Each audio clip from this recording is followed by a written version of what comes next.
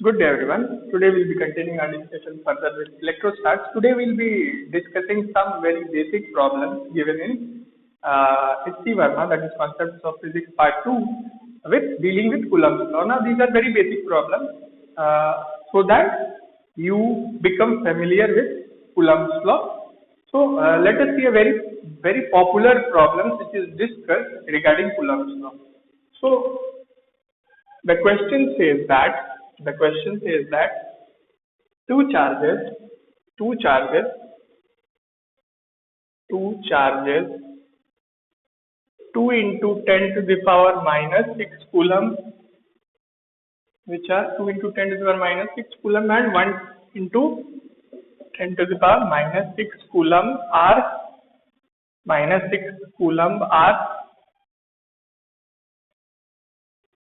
placed 10 centimeter from each other.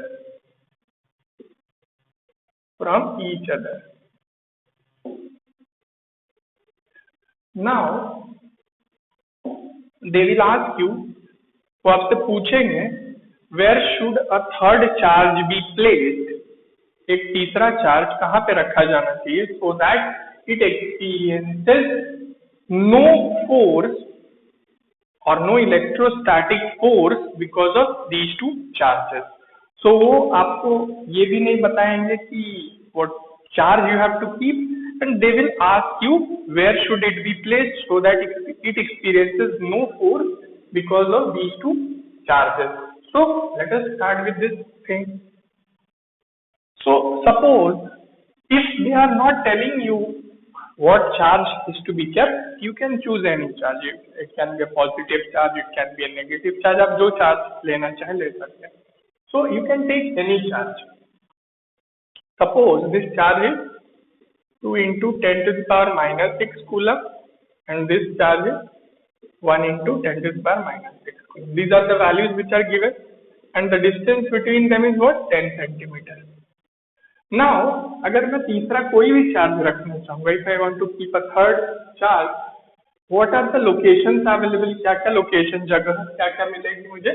या तो मैं इधर रख सकता हूँ, या तो इन दोनों के बीच में रख सकता हूँ, या तो इस साइड रख सकता हूँ. These three are the possible locations. So let us see. Suppose I keep a positive charge. Suppose I keep a positive charge plus Q. Suppose I keep a positive charge plus Q over here. Now in this case, this positive charge is going to experience repulsive force because of this charge. Repulsive force लगेगा इससे, और इसके वजह से भी repulsive force लगेगा इससे. कम लगेगा लेकिन डायरेक्शन सेम रहेगा. It will be a repulsive force. So यहाँ नेट फोर्स जीरो नहीं हुआ. आप यहाँ भी रख के देखेंगे तो भी यहाँ नेट फोर्स जीरो नहीं होगा. इसके वजह से रिपल्सिव फोर्स लगेगा और उसके वजह से भी रिपल्सिव फोर्स लगेगा. तो एक ही जगह बच जाती है, that is somewhere in the middle, बीच में रखा जा सकता है कहीं. सो अच्छा, अगर कोई बोले कि मैं नेगेटिव चार्ज रखना चाहता हूँ, I want to keep a negative charge, you can keep, no problem. Keep a negative charge रख लीजिए यहाँ पे. नेगेटिव चार्ज यहाँ रखेंगे तो क्या होगा? It will experience attractive force. Force का डायरेक्शन बदल जाएगा. The direction of force will B this side because of this one, और उस वाले चार्ज की वजह से भी इसका अट्रैक्टिव फोर्स लगेगा बिकॉज ये दोनों ही पॉजिटिव चार्ज होते हैं. So net force will not be zero. उसी तरह यहाँ भी अगर आप नेगेटिव चार्ज को रखेंगे तो फोर्स का डायरेक्शन चेंज हो जाएगा, but net force will not be zero. So चाहे पॉजिटिव ले चाहे नेगेटिव ले, कभी भी नेट फोर्स जीरो नहीं होगा अगर किनारे पे रखेंगे. तो आप एक चीज सोच सकते हैं, sometimes it is told to remember that कि आप इन दोनों चार्ज, अगर एक तरह के चार्जेस होंगे तो दोनों साइड में फोर्स जीरो नहीं होगा, बीच में कहीं होगा. तो आप चाहे इस चीज को याद भी रख सकते हैं कि both the charges are having same nature, the force will be zero on in the centre. बीच में ही जीरो हो सकता है, ना ही इधर जीरो होगा ना ही उधर जीरो होगा. अगर आप नहीं भी याद रखना चाहते तो you can keep a random charge and see for yourself. अगर नहीं याद रखने भूल जाते तो भी आप देख सकते, कोई प्रॉब्लम नहीं है. सो सपोज मैं एक चार्ज रखता हूँ, क्यों यहाँ पे, मैं एक चार्ज क्यों यहाँ पे रखता हूँ जो कि x डिस्टेंस x सेंटीमीटर पे है, कहाँ से? इस बड़े वाले चार्ज से। तो इस छोटे वाले चार्ज से इसका डिस्टेंस क्या होगा? 10 centimetre minus x, 10 centimetre minus x. अब इस चार्ज क्यू पे जो फोर्स लगेगी वो हम देख लेते हैं। तो मैंने इस चार्ज को नाम दे दिया A, इस चार्ज को नाम दे दिया B। तो force because of A on charge Q will be 1/4 pi epsilon not 2 into 10 to the power minus 6 into Q divided by what? अब यहाँ मैंने x को सेंटीमीटर में लिया है क्योंकि हमें फोर्स कैलकुलेट नहीं करना, उसकी वैल्यू नहीं कैलकुलेट करनी है, हमें सिर्फ डिस्टेंस कैलकुलेट करके बता देना है।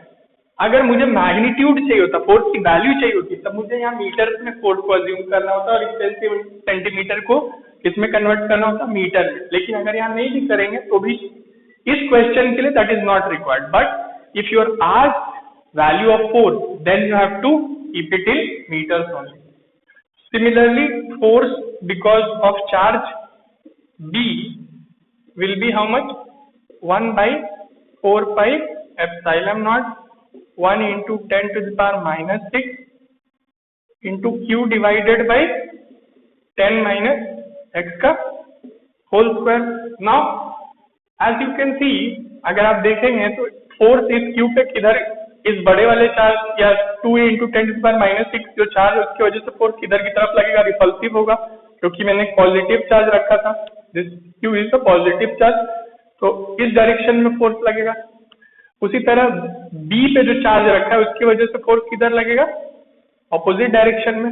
मतलब जो भी फोर्स लगेगा इस चार्ज Q पे because of these two will be opposite in direction. तो अगर दोनों का मैग्नीट्यूड इक्वल हो जाए तो डायरेक्शन तो ऑपोजिट है ही, वो दोनों एक दूसरे को कैंसिल आउट कर देंगे। सो मुझे कुछ ऐसे जगह रखना है so that their magnitudes are equal. So magnitude equal करने का मतलब हम इन दोनों को इक्वल कर देंगे। So on equating these two, अगर आप इन दोनों को इक्वेट करेंगे तो it will be what? Suppose I equate this one, I right this one over here. So it is 1/4 pi epsilon naught 1 into 10 to the power minus 6 Q divided by 10 minus x का whole square. So this thing will get cancel out. 10 to the power minus 6, 10 to the power minus 6 will get cancel out. Q will get cancel out. So what will remain? It will be 1 by 10 minus x का whole square is equal to 1 by x square, sorry 2 भी रह जाएगा यार। इसको आप expand करेंगे तो quadratic बन जाएगा और on solving that quadratic you will get the value of x। So what will we get? x square is equal to what? 2 into 10 minus x का whole square. So on expanding this you will get a quadratic and on solving that quadratic you will get the value of x। तो x की वैल्यू आप निकाल लेंगे। अब x की value दो वैल्यूज मिलेंगे, क्योंकि क्वाड्रेटिक है, you will get 2 values of x। You have to select which value is suiting. Suppose अगर एक वैल्यू नेगेटिव आती है, एक वैल्यू पॉजिटिव आती है, तब तो कोई दिक्कत नहीं है, तब तो पॉजिटिव वैल्यू लेंगे। लेकिन अगर एक वैल्यू, इन दोनों के बीच का डिस्टेंस 10, x की वैल्यू जो भी आएगी वो 10 से कम आएगी। अगर x की वैल्यू 24 सेंटीमीटर आती है, 18 सेंटीमीटर आती है, तो x की वैल्यू कभी 18 सेंटीमीटर नहीं हो पाएगी। क्यों? क्योंकि हमने जो लोकेशन चूज किया है वो कहाँ का है? बीच का, और इन दोनों के बीच का सेपरेशन ही 10 सेंटीमीटर है। अगर x की वैल्यू, अगर इस चार्ज को बीच में रहना है यहाँ, तो x की वैल्यू 10 से कम होनी चाहिए। अगर x की वैल्यू 10 से ज्यादा आ गई, that means charge is not lying in the mid point और in the middle of these two, और अगर मिडिल में नहीं रहेगा तो उसमें नेट फोर्स 0 नहीं होगी। सो इस क्वाड्रेटिक को सॉल्व करने के बाद जो भी आपको आंसर 2 मिलेंगे उनमें से सेलेक्ट करना होगा which one suits the condition. So this is a very, just solve this quadratic to get the value of 2x के वैल्यू मिलेंगे, जो x की वैल्यू सूट करेगी वो आंसर होगा हमारा। Now one more problem you will see, they will say this is the problem that 3 charges are placed, that 3 equal charges are placed held fix that three corners of an equilateral triangle. एक equilateral triangle है जिसका side जो length है वो 5 centimetre है। एक equilateral triangle है जिसका जो साइड लेंथ है दैट इज 5 सेंटीमीटर, और हर एक कॉर्नर पे जो चार्ज रखा हुआ है that is 2 into 10⁻⁻6 coulomb, 2 into 10⁻⁻6 coulomb, 2 into 10⁻⁻6 coulomb, 2 into 10⁻⁻6 coulomb. अब इट इज आस्किंग यू कि किसी एक चार्ज पे जो रेस्ट ऑफ द दो चार्जेस हैं, what is the force experienced by any of the charge because of the other two charges. तो इसमें क्या करेंगे, इसमें हम किसी एक चार्ज पे दो चार्जेस की वजह से जो फोर्स लगेगा वो कैलकुलेट करेंगे, और as you know that force is a vector quantity, so हम दोनों फोर्सेस का मैग्नीट्यूड निकाल के उनको क्या करेंगे, वेक्टरली ऐड कर लेंगे सिंपली। सो चूंकि ये इक्विलैटरल ट्रायंगल है, suppose if I am considering what is the force experience by this charge which is kept at point, और यहाँ टॉप पे रखा हुआ है। So what is the angle since it is an equilateral triangle, all the angles will be 60 degree, ये भी 60, ये भी 60, ये भी 60 degree. Now what is the force experienced, नाम दे देना बेटर होगा, suppose this is A, this is B, this is C. What is the force experienced by A because of C? Force experienced by A because of C will be what?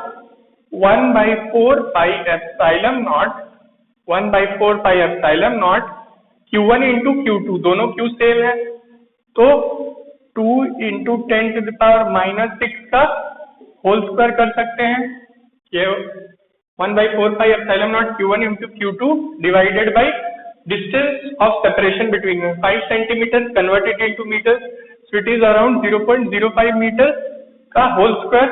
So this is the force experienced by charge A because of charge C. Similarly, force experienced by charge A because of charge B will be how much?